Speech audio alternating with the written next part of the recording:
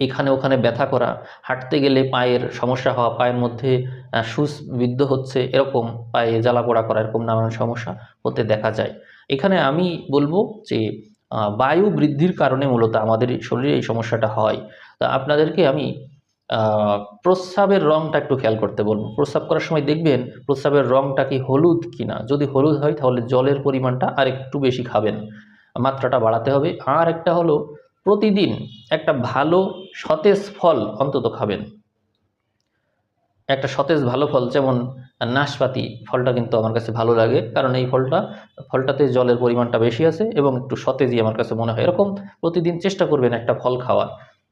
আর আরেকটা হলো এক্সারসাইজ। এক্সারসাইজটা হচ্ছে অনুলোম বিলোম প্রাণায়ামটা আপনারা ট্রাই করবেন।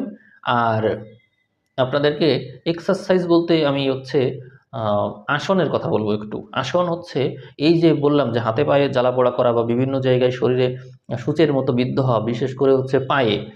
তো এইটা হাঁটতে গেলে পা ঝিনঝিন করা বা হচ্ছে বসে থাকলে পায়ের মধ্যে ঝিনঝিন করে, এই সমস্যাগুলো হয়। তো অনেকেরই হচ্ছে, অনেকেরই বয়স হয়ে গেলেই হয় বা মাঝ বয়সে চলে আসলেই ম্যাক্সিমাম, আপনারা যারা দেখছেন ম্যাক্সিমামের এই সমস্যা আছে বলে আমার মনে হয়।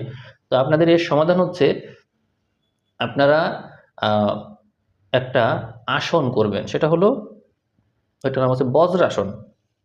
বজ্রাসন তো বোঝেন আপনারা, ইউটিউবে সার্চ দিলেও পাবেন যদি খেয়াল না থাকে। বজ্রাসনে কিছু সময় একটু বসবেন, খাওয়ার পরে এসে বসতে পারলে ভালো হয়। তবে ঘুমানোর আগে এটা করবেন। ঘুমানোর আগে একটু আসনে যদি বসে নিতে পারেন তাহলে ভালো। আসলে কি, যারা হাজব্যান্ড ওয়াইফ বা ফ্যামিলিতে থাকেন এরকম ক্ষেত্রে আসলে হয় না, আলাদা জায়গা লাগে এর জন্য।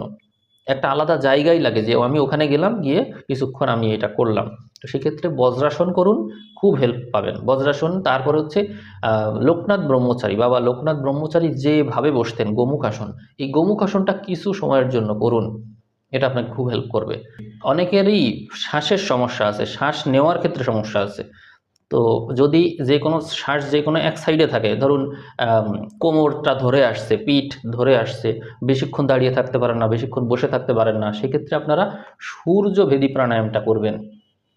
সূর্যভেদী প্রাণায়াম হলো দিনের কত ঘন্টা আপনি অ্যাক্টিভ থাকতে পারেন না, এইটুকু একটু খেয়াল করবেন। ধরুন যখন সন্ধ্যা হয়ে গেলে আমার ঘুম আসছে, কিন্তু সন্ধ্যার সময় না, আমি বরং আর 4 ঘন্টা পরে ঘুমাতে যাচ্ছি, তাহলে দিনের বেলায় আপনি একটু চেষ্টা করবেন, কোনো সকালবেলার দিকে ট্রাই করবেন সূর্যবেদী প্রাণায়াম।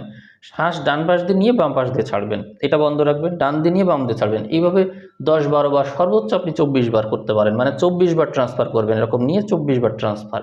এটা যদি করেন তাহলে দেখবেন আপনার এনার্জি অনেক বেশি থাকবে দিনের